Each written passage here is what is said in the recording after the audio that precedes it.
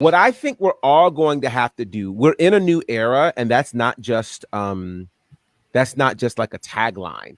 Part of this new era that we're having to adjust ourselves to is the fact that Nick Khan really does, this is going to be crazy to say, he thinks bigger than Vince McMahon. And here's what I mean.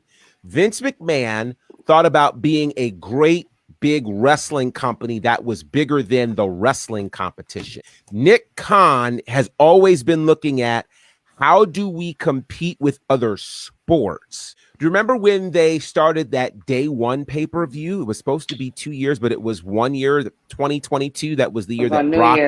Yeah, it happened here in Atlanta. And the whole reasoning behind that was he wanted to leverage people already being in town for the college football bowl games and things like that.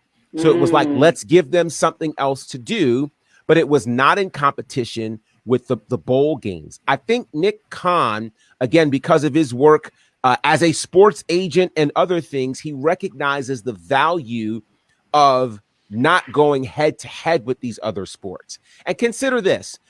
Does the Super Bowl go head to head with the World Series? Right? Does the NBA Finals go head to head with, the Olympics? Like, these kinds of things don't happen. They all respect each other's calendar. And so I don't think this is anybody being scared of somebody.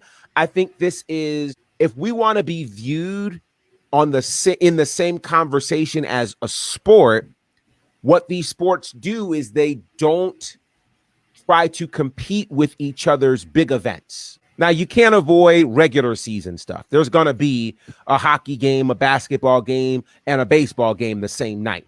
That's not where they're worried about competing. But you're not going to see the World Series and the Super Bowl, going head to head.